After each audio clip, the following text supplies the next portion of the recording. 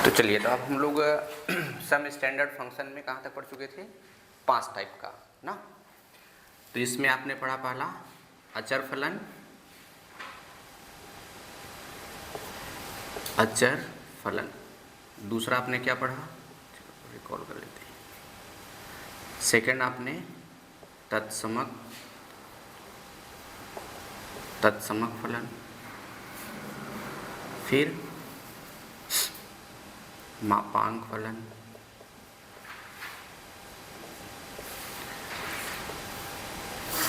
उसके बाद चिन्ह फलन, सिग्नम फंक्शन, फिर उसके बाद लास्ट में आपने पढ़ा महत्तम पूर्णांक फलन।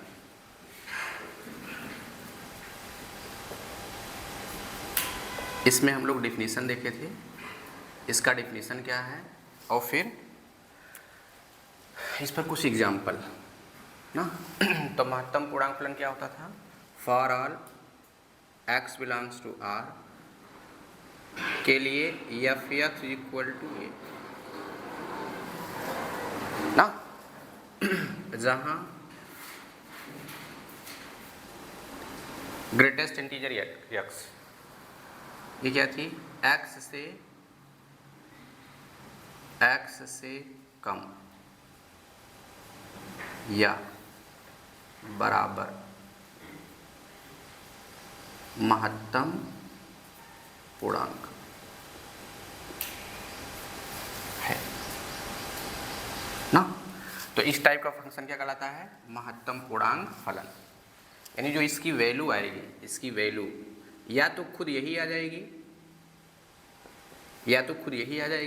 या फिर क्या होगी, इससे कम होगी, लेकिन क्या होगा?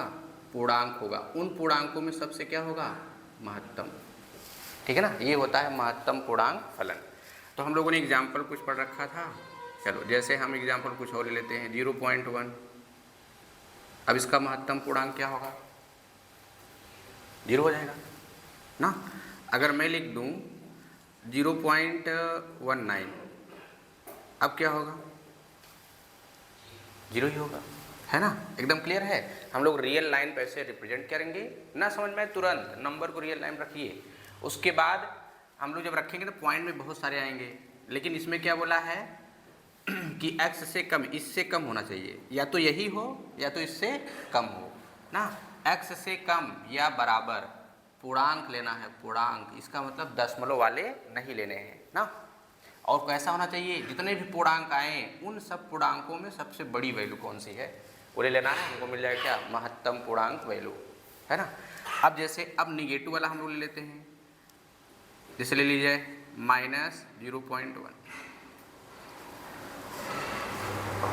ठीक है।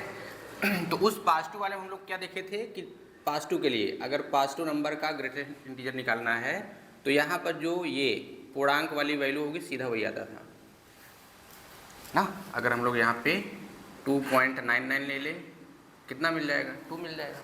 लेकिन अब हम लोग निगेटिव वाला लेते हैं।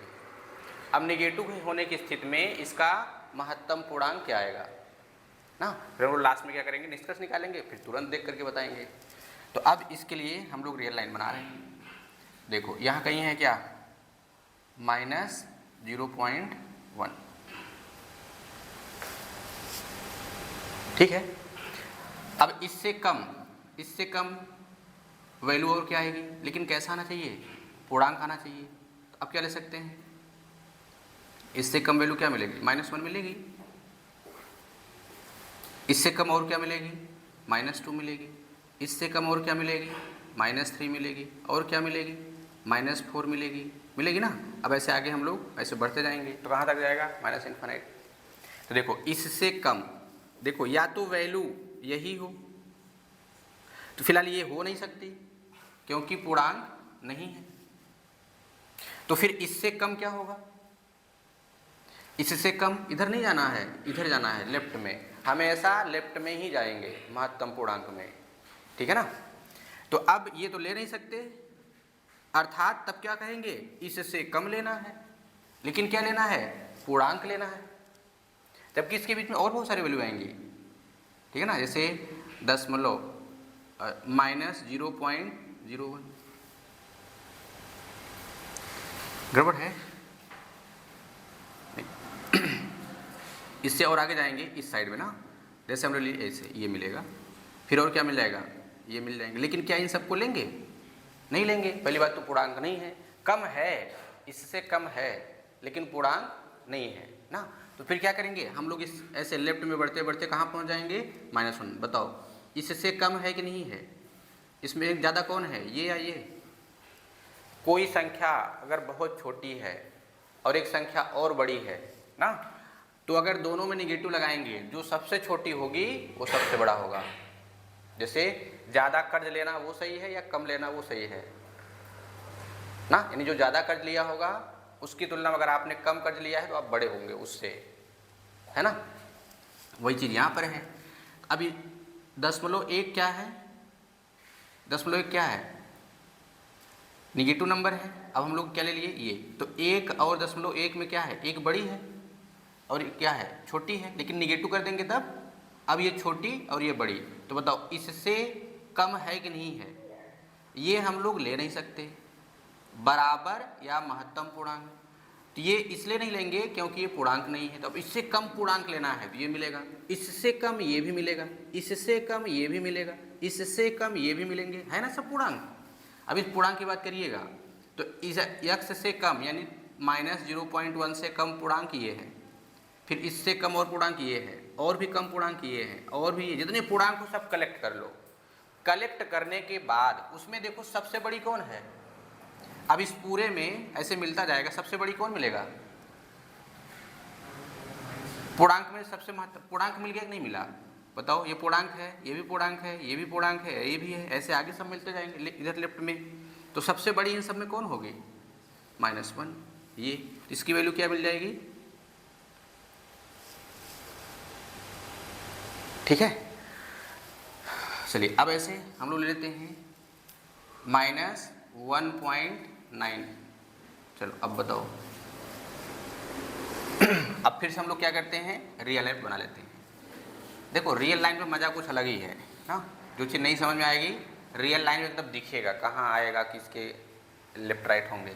तो मान लो यही कहीं है -1.9, तो अब चलिए, तो इसकी वैल्यू क्या होगी, या तो यही होगी या तो यही होगी या तो इससे कम होगी। क्या ये हो सकती है, नहीं हो सकती, क्यों, क्योंकि ये पूर्णांक नहीं है। अब ये नहीं लेना है, तब क्या करेंगे, इससे कम, इससे कम, देखो राइट में जाओगे तो इससे ज़्यादा मिलेंगे, लेकिन इससे कम लेना है, इससे कम में क्या होगा, इससे कम में पूर्णांक चलना है तो -2 मिलेगा, फिर क्या मिलेगा, -3 मिलेगा, फिर क्या मिलेगा, -4 मिलेंगे, ऐसे मिलते जाएंगे, है ना। ये पूर्णांक है, बताओ इससे कम है कि नहीं है ना, ये पूर्णांक मिला, ये पूर्णांक मिला, ऐसे कितने मिलेंगे, इनफाइनाइट ना, इनफाइनाइट मिलेंगे। इन सब में सबसे बड़ी कौन है, इन सब में सबसे बड़ी कौन है, इसकी वैल्यू क्या मिल जाएगी ना। चलिए अब कहा जाए, बताओ अब क्या मिलेगा, कैसे देखो अब इसमें क्या निष्कर्ष, यहाँ देखो कितना था, 0 0, यहाँ कितना आ गया, इसी में 1 जोड़ दो निगेटिव वाले के लिए, लेकिन पॉजिटिव वाले में सीधा वही उतार लेना है, पॉजिटिव वाले में सीधा वही लिख लेना है, सीधा सीधा 0 के लेफ्ट वाली वैल्यू, यानी पूर्णांश वैल्यू, ठीक है ना, इसे पूर्णांश बोलते हैं, इसे अपूर्णांश बोलते हैं ना। निगेटिव वाले में क्या है, यहाँ देखो 0 था, यहाँ 1 आ गया, अब देखो यहाँ कितना था, 1 आ गया, 1 था, यहाँ कितना आ गया, 2 आ गया, यहाँ 2 है, अब कितना आएगा, -3, यानी 1 जोड़ देना है ना। अन्यथा आप क्या, चलिए करिए, रियल लाइन पे प्लॉट कर लो और फिर वहाँ से निकाल लो ना, लेकिन हर समय ये सब करना आसान नहीं है, इसलिए क्या करेंगे हम लोग, थोड़ा ट्रिक लगा करके बताएंगे। निगेटिव है तो इसके पूर्णांश में जोड़ दीजिए, अब इससे करिएगा -3.99, तब कितना आएगा, -4। अब कह दिया जाए कि -3.1 हो जाए तब कितना होगा, -4, यानी ये वैल्यू क्या होंगी, इसकी वैल्यू क्या होंगी, सेम होंगी। अब क्लियर है ना, अब कोई दिक्कत, चलो ये एग्जाम्पल लिख लो, पास्ट वाला लिखे थे ये भी नोट कर लीजिए, पूरा नोट कर लो एग्जाम्पल, बाकी डेफिनेशन तो लिख लिए थे ना। अब इसके बाद हम लोग क्या पढ़ेंगे, इसका बनाएंगे ग्राफ, फिर ग्राफ की सहायता से क्या निकालेंगे, डोमेन और रेंज ना, नोट करिए। अब इस महत्तम पूर्णांक फलन का ग्राफ क्या होगा।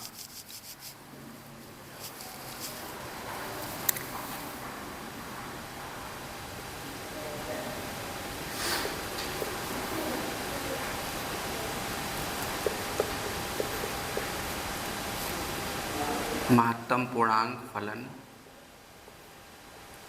F x is equal to greatest integer x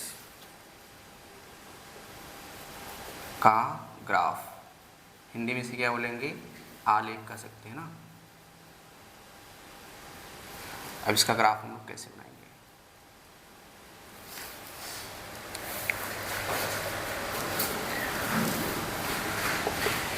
अब देखो, जब ग्राफ हम लोग बनाएंगे ना, कुछ न्यूमेरिकली वैल्यू लेकर चलेंगे ना, जिससे बनाने में आसानी हो। तो अब हम लोग क्या करते हैं, एफ एक्स की वैल्यू देखो, इसकी जो वैल्यू हो, इसकी वैल्यू एफ एक्स माने क्या, ग्रेटेस्ट इंटीजर एक्स, इसकी जो वैल्यू लेना है वो हमेशा क्या मिलता है, इसकी वैल्यू हमेशा कैसे मिलती है, पूर्णांक मिलेगा, या तो नेगेटिव में या तो पॉजिटिव में। देखो सब का सब कैसे मिल रहे हैं, पूर्णांक ही मिल रहा है ना। लेकिन यहाँ जो लिखा हुआ है, इससे या तो इसी के बराबर मिलेगा और या तो इससे कम मिलेगा ना। देखो ये तो बराबर हो नहीं सकता, लेकिन इससे कम है, इसके बराबर नहीं है लेकिन इससे कम है, लेकिन यहाँ देखो इससे कम है, यहाँ देखिए कम है ना। और बाकी वैल्यू लेंगे तो सीधा सीधा वही मिल जाएगा, पूर्णांक अगर है तो, चाहे नेगेटिव में हो चाहे पॉजिटिव में हो। अगर मान लो यही कितना हो जाए -3, तो वैल्यू कितनी आएगी ना, क्योंकि ऑलरेडी क्या है, पूर्णांक है, या तो इसी के बराबर होगा या तो इससे कम होगा। तो बराबर कब होगा, जब सीधा सीधा पूर्णांक वैल्यू ही होगी ना। तो अब हम लोग कुछ इस पर एग्जाम्पल लेते हैं कि ये जो एफ एक्स की वैल्यू है, ये स्क्वायर, इसकी वैल्यू क्या आएगी, इसकी वैल्यू -3 होगी। अगर यक्स क्या हो, -3 हो या -2 से छोटा ना।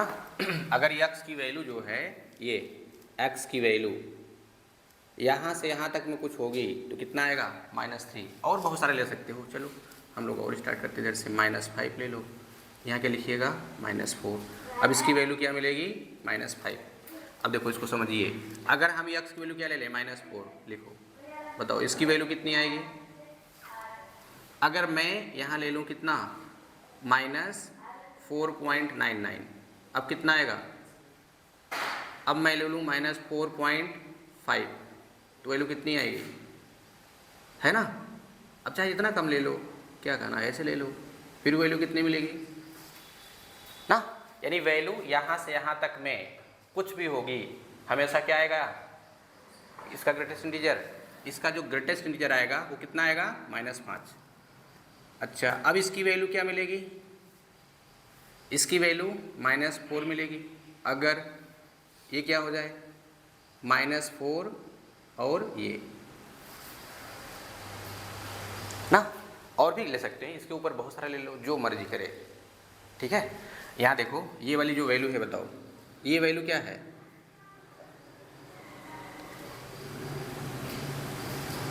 मैं यहाँ एक्स लिख रहा हूँ, या फिर ऐसे लिखो 0.1। अब ये सही है ना, इसकी वैल्यू क्या आई है, यानी जो इसकी वैल्यू होगी या तो यही होगी या तो यही होगी, इससे बड़ी होगी या तो इससे छोटी, लेकिन क्या, इंटीजर ना। इसी का स्थान पे क्या लिख देंगे हम लोग, ये वाला। अब ऐसे क्या ले लीजिए, -3 to कितना, -2, -3 to 2 कितना आएगा, फिर ये -3। चलो अब ऐसे बनाते चलिए।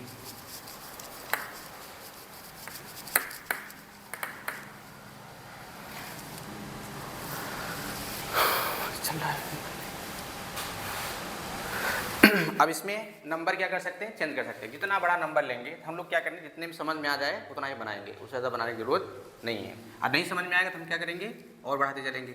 -2 होगा अगर x की वैल्यू इस प्रकार लाई करता हो, फिर -1 होगा अगर x की वैल्यू क्या हो जाए, -1 लेस देन, ठीक है ना, इस तरीके से। और चलिए अब इसकी वैल्यू क्या आएगी, इसकी वैल्यू 0 अगर ये क्या हो जाए, 0 और 1 के बीच में, 0 से 1 के बीच में, 0 से 1 के बीच में, यानी मतलब 0 लेना है 1 से पहले तक ना, समझ गए कि नहीं। अब इसके बीच में क्या क्या क्या नंबर मिलेंगे, ऐसे 0, 0.1, 0.2, 0.3 मिलेंगे ना, फिर क्या मिलेगा 0.9, इन सब का ग्रेटेस्ट जो निकालेंगे क्या आएगा, सब के सब क्या आएंगे, सब के सब 0 देंगे ना। चलो अब इसकी वैल्यू 1 हो सकती है अगर ऐसे हो, हम लोग निगेटिव पॉजिटिव दोनों ले रहे हैं, 2 मिल सकती है अगर ऐसे मिल जाए, है ना, समझ रहे हैं कि नहीं। 3 हो जाएगी अगर ये कुछ ऐसे हो जाए, इस प्रकार से लाई करता हो। फिर 4 हो जाएगा अगर ये x की वैल्यू लाई करे कहाँ, 4 से 5 के बीच में, 4 से 5 के बीच में। फिर ऐसे 5 मिल जाएगा अगर इसकी वैल्यू क्या हो जाए, 5 से 6 के बीच में ना। अब ऐसे नेगेटिव पॉजिटिव बना लीजिए, अगर समझ में आ गया तो यहीं तक चलेंगे, अन्यथा हम लोग आगे बढ़ा लेंगे, समझ गए। अच्छा ये f(x) माने क्या, y का मान, f(x) माने क्या, y का मान, आया समझ में। अच्छा तो y की वैल्यू क्या मिल रही है, -5। तो देखो f(x) बराबर -5, बताओ ये किस प्रकार का फलन बताता है, ये किस प्रकार का फलन है।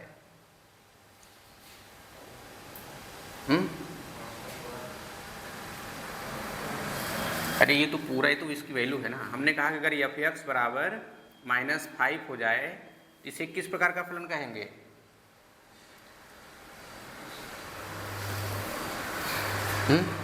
अभी कितने फलन पढ़ चुके थे, पहला फलन क्या पढ़े, अचर फलन पढ़े ना।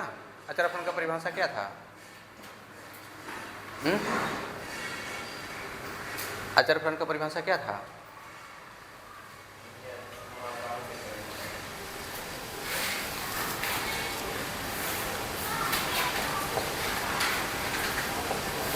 चलो for all x belongs to, फिर नहीं याद करोगे फिर क्या मतलब ऐसे बताने, सीधा फार्मूला पढ़ो, क्वेश्चन करो, खत्म करो यहाँ से।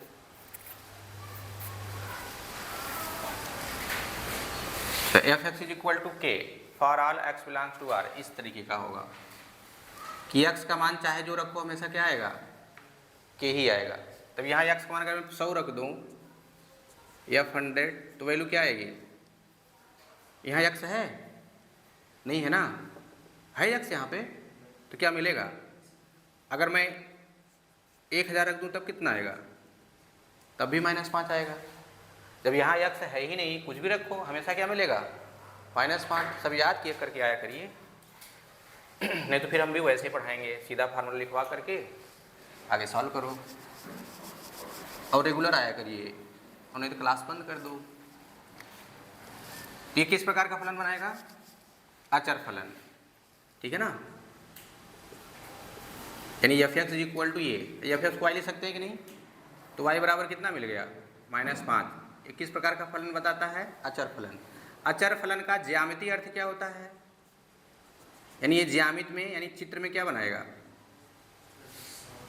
हाँ ये ज्यामिति में क्या बताता है, y बराबर -5।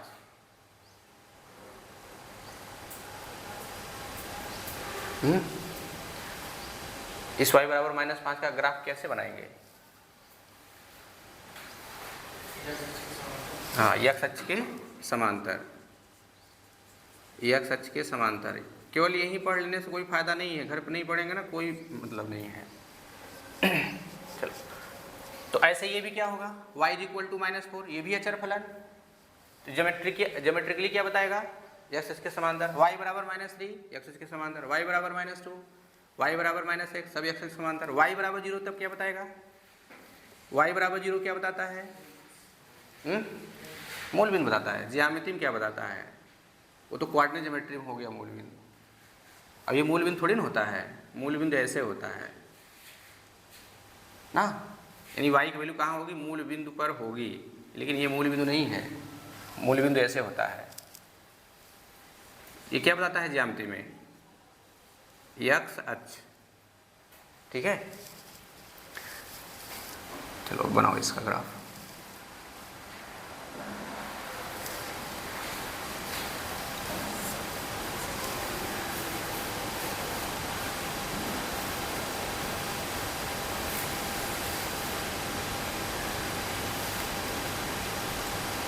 ये y डैश, ये y, ये क्या हो गया? मूल बिंदु। चलो यहाँ 0 हो गया, यहाँ हम लोग क्या ले लेते हैं? 1, यहाँ ले लेते हैं 2,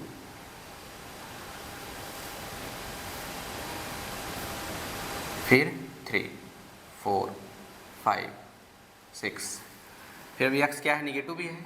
इतनी डिस्टेंस लीजिएगा ना तो ग्राफ अच्छा बनेगा। -2, -3, -4, -4, -5, -6, बाकी जितनी वैल्यू लेना है ले सकते हैं। अब देखो ये y की वैल्यू है, y की वैल्यू क्या है? -5 से 5 तक। ऐसे यहाँ बनाइए, 1, 2, 3, 4, 5, और भी आप आगे बना सकते हैं, बढ़ाते जाएंगे, बढ़ाते जाइएगा इसको भी। ठीक है ना? चलो अब बनाओ, यहाँ लिख भी देते हैं। चलो 1, 2, 3, 4, 5, 6, -1, -2, -3, -4, -5, -6। अब क्या करना है? y बराबर -5, यही ग्राफ बनाएगा। ग्राफ माने y की वैल्यू होती है, यानी परितन चर। तो y का मान कितना है? -5। -5 कहाँ मिलेगा? 1, 2, 3, 4, 5। चलो -5 यहीं मिलेगा, -5 यहाँ। तो किसके समांतर खींचेंगे? x के समांतर। ऐसे खींच लिए, चाहे जितना खींच डालो। किस लिए? चलो अब क्या पूरी लाइन लेना है या कुछ ही लेना है? तो लेना कहाँ तक है, यहाँ डिपेंड करेगा। x की वैल्यू कहाँ से कहाँ लेना है? -5 से -4 के बीच ना। तो देखो ये है यहाँ पे, और फिर ये है। यहाँ देखो दोनों ब्रैकेट लगा है, दोनों सिंबल है, इसलिए ये वैल्यू ली जाएगी। तो अब इसके नीचे आइए, इसके नीचे वैल्यू कहाँ मिलेगी? यहाँ मिलेगी। अब ये क्या है ना?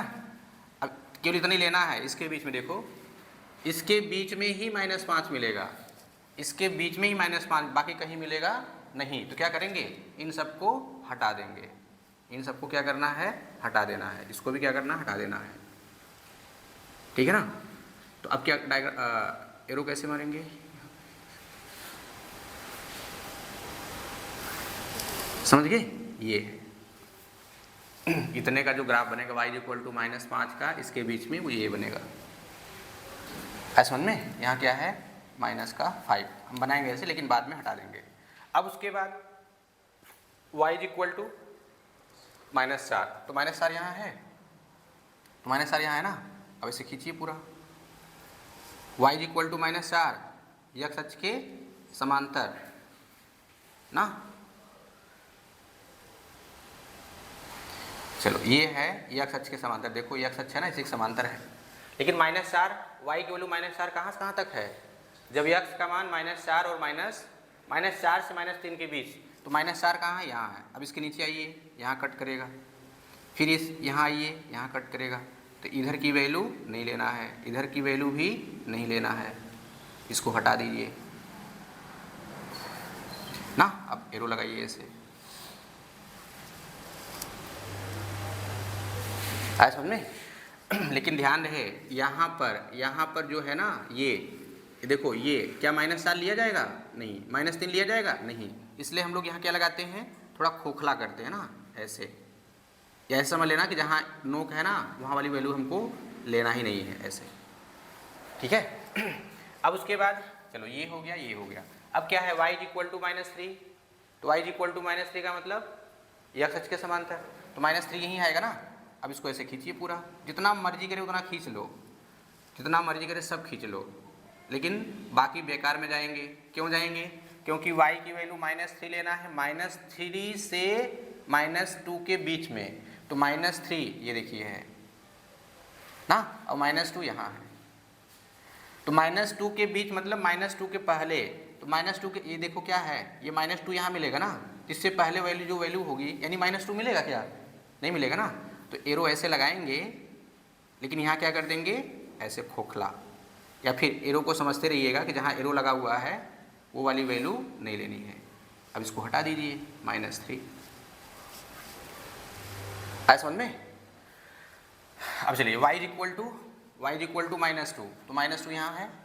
अब फिर y इक्वल टू -2 का मतलब क्या है, पैरेलल टू हाँ ये अक्सर, चलो ये, अब ये y इक्वल टू -2 किसके बीच में है, -2 से -1 के बीच में, तो -2 यहाँ है और -1 के बीच में, तो ये वैल्यू यहाँ मिलेगा, फिर ये यहाँ मिलेगा। अब इसको हटा दें ऐसे ना, अब यहाँ क्या लगाएंगे, एरो, लेकिन क्या करेंगे, खोखला ऐसे, और यहाँ वाली वैल्यू ली जाएगी, इतना ध्यान रखना, आया समझ में। और नहीं तो फिर क्या करिए, आप ऐसे बनाइएगा एरो, ऐसे ना, फिर आप ऐसे बनाइए, ऐसे, जैसे भी ठीक लगे। अब उसके बाद क्या है, ये वाला काम हो गया, y इक्वल टू -1, यानी -1 यहाँ है, तो पैरेलल टू ऐसे खींचेंगे ना, लेकिन लेना कहाँ से कहाँ तक है, -1 से 0 के बीच, तो -1 यहाँ है, इसके नीचे लम खींच दीजिए, ऐसे कट करेगा, 0 यहाँ है ना, यानी यहाँ तक, ये ऐसे। अब इसको हटाइए यहाँ से, ये वाला भी पार्ट हटाइए, तो यहाँ हम लोग क्या बनाएंगे, खोखला रहेगा ना, या फिर एक जहाँ नोक है, नोक जहाँ है वहाँ वाली वैल्यू नहीं लेना है, ठीक है। चलो ये वाली हो गई। अब ये क्या है, y का मान 0, तो y का मान 0 कहाँ होता है, ये x अक्ष पर कहीं भी 0 होगा, लेकिन ये y की वैल्यू 0 लेना कहाँ से कहाँ तक है, 0 से 1 के बीच, तो 0 यहाँ है, 1 यहाँ है, तो इसके बीच में लेना है, यानी जो ग्राफ बनेगा वो इसी अक्ष पर रहेगा, और लेकिन रहे कहाँ से कहाँ तक, यहाँ से यहाँ तक में, समझ में आ रहा है। अब क्या करना है, y इक्वल टू 1, तो 1 कहाँ है, यहाँ है, पैरेलल टू ऐसे पूरा खींच सकते हैं ना, लेकिन लेना कहाँ से कहाँ तक है, 1 से 2 के बीच, तो 1 यहाँ है, 2 यहाँ है, ऐसे ऊपर जाइए यहाँ कट करेगा, ऊपर जाइए यहाँ कट करेगा। अब इसको हटाइए ना, यहाँ 1 लिख दे रहा हूँ। अच्छा, इसके बीच में ये एरो यहाँ खत्म होगा, स्टार्ट यहाँ से होगा, तो ये वैल्यू ली जाएगी और यहाँ वाली वैल्यू नहीं ली जाएगी, समझ गए। चलो ये वाली हो गई। अब क्या करना है, y इक्वल टू 2, तो 2 यहाँ है, पैरेलल टू ऐसे ना, कहाँ से कहाँ तक लेना है, 2 से 3 के बीच, तो 2 यहाँ है, ऊपर चलिए, कहाँ कट कर रहा है लाइन को, यहाँ पर, ये कहाँ कट कर रहा है, यहाँ पे, ये सारे वैल्यू नहीं ले जाएंगे, हटा दिए जाएंगे, और ये हो गया आपका 2। यहाँ क्या लगाएंगे, एरो ऐसे, आ रहा है ना समझ में। तो जहाँ पर नोक है क्या वो वैल्यू लेंगे, नहीं लेंगे, देखो यहाँ 3 से छोटी, जब 3 से छोटी कह दिया फिर वो वैल्यू नहीं लेना है। अब उसके बाद y इक्वल टू 3 यहाँ होगा, पैरेलल टू ना, किसके बीच में है, 3 से 4 के बीच, तो 3 यहाँ है, ऊपर चलिए यहाँ कट करेगा, ये चलिए ऊपर यहाँ कट करेगा, एरो यहाँ लगाना है, बाकी टर्म हटा देना है ये।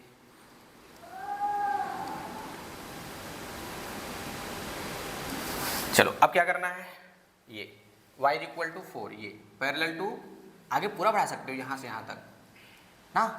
अब ये वैल्यू कहाँ से कहाँ तक है, 4 से 5 के बीच, तो 4 यहाँ है, 5 यहाँ है, ऐसे ऊपर चलिए, इसको यहाँ कट करेगा, ऐसे ऊपर चलिए यहाँ कट करेगा, ये वैल्यू यानी इतने लेना है, तो ये वाली भाग हटा देना है, यहाँ कितना होगा 4।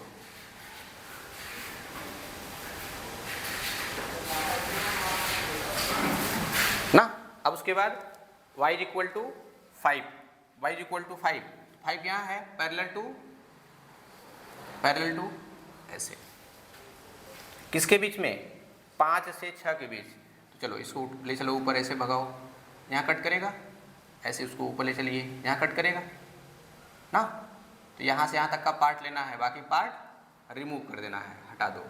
यहाँ पर आपने 5 लिखा, ये हो गया ऐसे ना। अब समझो ऐसे क्या होगा, अब ऐसे बढ़ता जाएगा, बढ़ता जाएगा, कहाँ तक जाएगा ये? इन्फिनिट तक। तो ये देखो किसका ग्राफ बन गया, ये आपका ग्राफ बना y is equal to greatest integer x का ना। तो इसका जो ग्राफ है यही है, ये इसके बीच में ग्राफ है क्या? इसके बीच में ग्राफ है? नहीं है, इसके बीच में ग्राफ नहीं है, इसके बीच में ग्राफ नहीं है, केवल यही है, ये y is equal to greatest integer x का ग्राफ है, बीच में ग्राफ नहीं है। तो क्या हुआ है, ये टूटा है ना, बीच में ग्राफ टूटा है कि नहीं टूटा है? अगर हम लोग इसको ऐसे बना दें थोड़ा डॉटेड करके, डॉटेड का मतलब है कि ये लेना नहीं है, समझ गए ना, ये केवल ऐसे आपको समझाने के लिए बना रहे हैं। अब देखो ये कैसा दिख रहा है, सीढ़ी का जो पायदान होता है ना, स्टेप, उस तरीके से दिख रहा है ना। इधर ले लो ऐसे, यानी ये लगा डायरेक्ट क्या करता है, जंप करता है, जंप कर, जैसे सीढ़ी पे चढ़ते हैं ना, सीढ़ी पे चढ़ते हैं कि नहीं, तो जो ऐसे पायदान बनाते हैं, क्या ऐसे पैर घिस करके तब ऐसे रखते हो? नहीं, पैर उठाए यहाँ रख दिए ना, मतलब डायरेक्ट आप जंप कर दिए वहाँ पे, ठीक है ना। इसलिए इसको क्या बोलते हैं, जंप फलन भी बोलते हैं, जंप फंक्शन। इसका नाम क्या है, महत्तम पूर्णांक फलन या फिर पद सोपान फलन, ठीक है ना। चलो ग्राफ बनाना समझ में आ गया, बनाइए।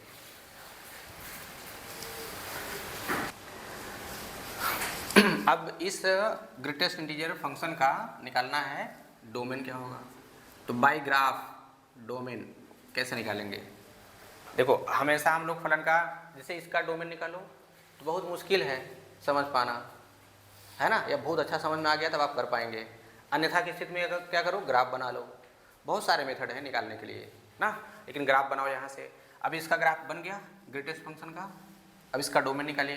तो ग्राफ से डोमेन निकालने का रूल क्या था कि हम लोग जो ग्राफ बना हुआ है, ग्राफ, उससे एक लंब रेखा खींचेंगे, एक क्या, बहुत सारी लंब रेखा खींचेंगे।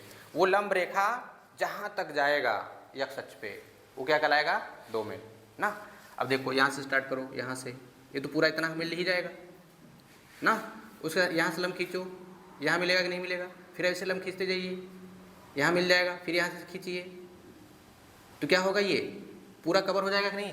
यानी ये क्या हो जाए, गिर जाए इतना ढक लेगा, ये गिरेगा तो इतना ढकेगा, ऐसा समझो। ये क्या आ जाए, यहीं से गिर जाए, ढक लेगा कि नहीं। ये क्या होगा, गिरेगा इतना ढकेगा, ये गिरेगा इतना ढकेगा, ये गिरेगा इतना ढकेगा, ये गिरेगा इतना ढकेगा, ये ढका है। फिर ऐसे क्या होगा, अब ये यहाँ जाएगा पूरा ढक लेगा, ये जाएगा पूरा ढक लेगा, ये जाएगा पूरा ढक लेगा, ये जाएगा पूरा ढक लेगा, तो पूरा क्या करेगा, ये वाला इधर गिरेगा ढक लेगा, ये वाला उधर जाएगा ढक लेगा, तो पूरा किसको ढकेगा ना, माइनस इन्फाइनाइट से प्लस इन्फाइनाइट, पूरे को ढकेगा कि नहीं ढकेगा ना। तो डोमेन क्या मिल गया, minus infinite two plus infinite, इसी को क्या बोलते हैं, आया समझ में। चलो अब इसका रेंज क्या होगा, रेंज, अब जैसे बताया गया ना, ये बीच में नहीं है, ये बीच में ग्राफ नहीं है जो डॉटेड लाइन से, ये केवल आपको दिखाया कि देख दिख कैसे रहा है, जैसे सीढ़ी बनी हुई है। अब सीढ़ी से आप कहाँ जा रहे हैं, छत पे ना, इसलिए इसका नाम क्या था, फ्लोर फंक्शन। सीढ़ी की सहायता से कहाँ जाते हैं, छत पे जाते हैं ना, वही है फ्लोर फंक्शन। अब ऐसा लगे जैसे आपका यहाँ रूम यहीं आपका है, उसी में आप घुसने जा रहे हो, है ना। तो ये जो बीच में है, यहाँ ग्राफ नहीं है, यहाँ बीच में ग्राफ नहीं है, समझ में आया। ये केवल दिखने में कैसा लग रहा है, कितना सुघर लग रहा है, इसलिए इसे बना दिए गए ना। यानी डायरेक्ट आप पैर रखते हो ना इसे खटाक से, कैसे, ऐसे चढ़ते हो, ऐसे ऐसे नहीं चढ़ते ना, पैर उठाए अगले पायदान पर रख दिए, पैर उठाए अगले पायदान पर, इसे क्या बोलते हैं, इसलिए इसका नाम है जंप फलन, जंप फंक्शन, ठीक है ना। तो अब रेंज निकालना है, तो रेंज के लिए क्या होता है, ग्राफ से कहाँ लंब खींचेंगे, वाई अक्ष पे, ग्राफ से वाई अक्ष पे। तो देखो ये ग्राफ है, ये ग्राफ है, ये लंब खींचो कहाँ गया, ये 0 पे, यहाँ से लंब खींचो कहाँ जाएगा, 1 पे, यहाँ कहाँ जाएगा, 2 पे, यहाँ से खींचो लंब 3 पे जाएगा, यहाँ से लंब खींचिए ग्राफ से, फिर बताओ क्या क्या मिल रहा है, 0 मिला, 1 मिला, इसके बीच में कोई मिला क्या?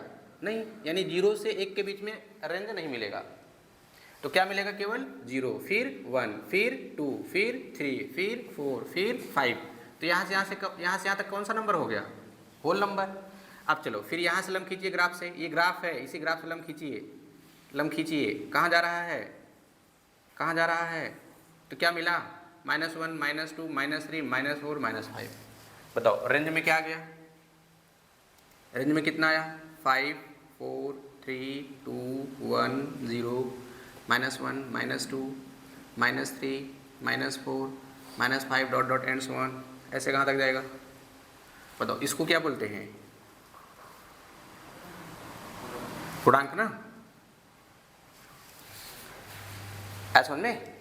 तो ग्रेटेस्ट इंटीजर फंक्शन का जो डोमेन होता है पूरा रियल, रेंज क्या होता है?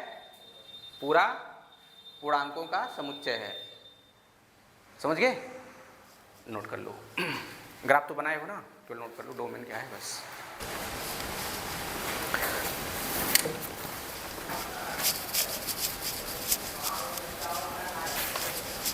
तो कितने फंक्शन हो गए? 5 ना। इन सबको रिवाइज कर लेना। चलिए अब है नेक्स्ट चरघातांकी फलन। चरघातांकीय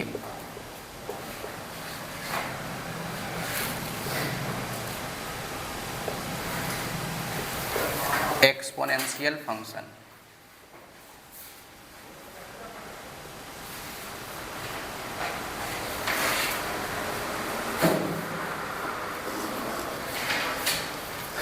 ऐसा फलन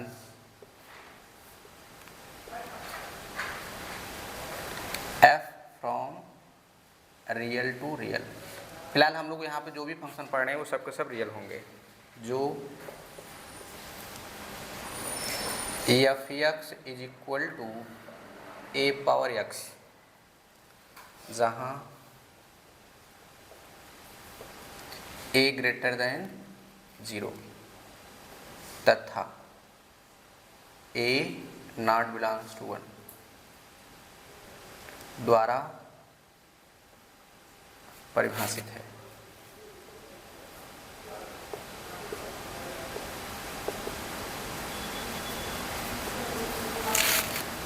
चरघातांकी फलन कहलाता है।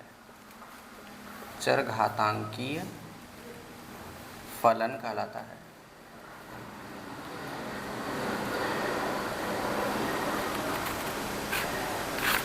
ठीक है ना। तो इस टाइप का जो फंक्शन होगा इसे हम लोग क्या बोलेंगे? चरघातांकी। देखो ये क्या है? ये कोई ए न्यूमेरिकली वैल्यू होगी, वास्तविक संख्या होगी, 0 से बड़ी होगी लेकिन 1 नहीं होगी, और इसका घात क्या है? चर है। तो इस टाइप का जो फंक्शन होगा ना उसे हम लोग क्या बोलेंगे? चरघातांकीय फलन। अब इसमें 2 केसेस एराइज होंगे। केस नंबर फर्स्ट, यदि ए क्या हो? ग्रेटर देन, देखो 0 से बड़ा है, ठीक है ना। ए की वैल्यू 1 से बड़ी हो तो अब इसका ग्राफ बनाना है ना। अगर a की वैल्यू क्या हो? 1 से बड़ी हो, तब फिर तो f(x) की वैल्यू क्या क्या आ सकती है? तो f(x) की जो वैल्यू होगी वो क्या क्या हो सकती है? ठीक है ना। जैसे हम लोग ऐसे नहीं पढ़ते 2 के पावर 3, तो 2 क्या कहलाता है? आधार कहलाता है ना, और ये क्या कहलाता है? घातांक। समझ गए ना। यानी जो आधार है वो 1 ना हो, 0 से बड़ा हो लेकिन 1 ना हो। तो अगर 1 से बड़ा होगा ना तो उस स्थिति में f(x) is equal to a⁴x, इसकी वैल्यू क्या क्या आ सकती है?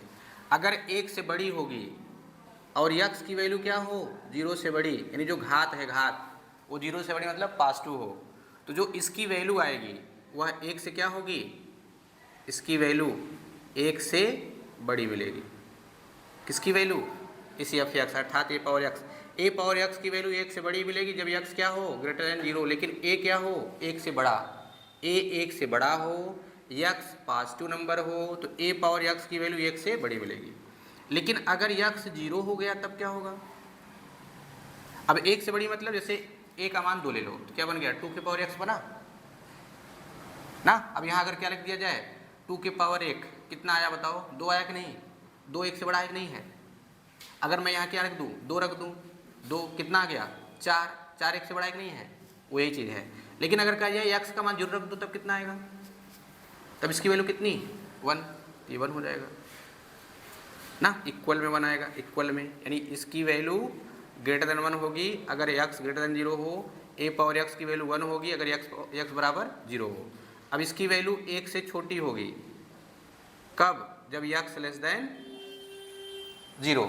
जैसे हमने ले लिया 2, अब इसका पावर कितना ले लिया -1, बताओ कितना आया, कितना आया बताओ? 1 से छोटी है कि नहीं है ना। चलो इस स्थिति में इसका ग्राफ क्या बनेगा?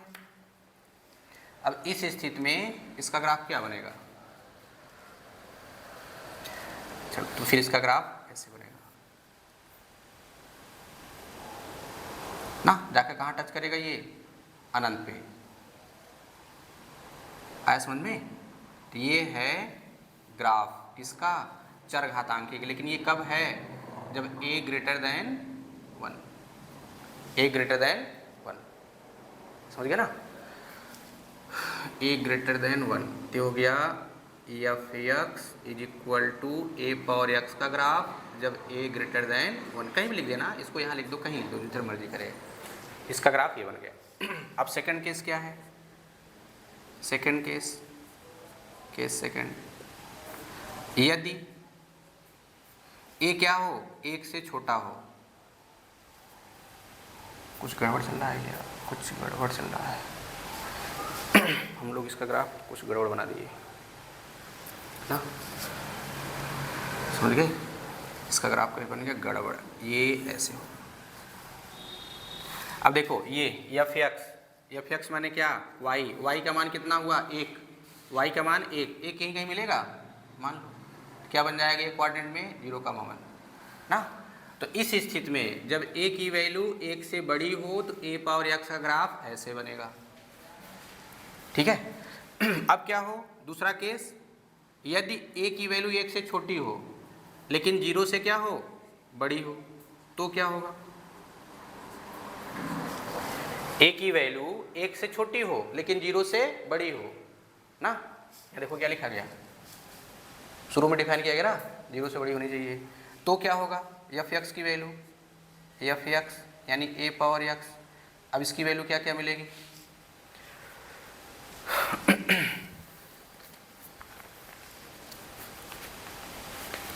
अब जो इसकी वैल्यू मिलेगी वो होगा ग्रेटर देन 1 अगर x क्या हो जाए लेस देन 0, बराबर क्या होगा 1 अगर x का मान क्या हो जाए 0, और फिर लेस देन 1 होगा अगर x की वैल्यू क्या हो जाए ग्रेटर देन 0, ठीक है ना। अब इसका ग्राफ जो बनेगा, अब इसका ग्राफ इस तरीके से,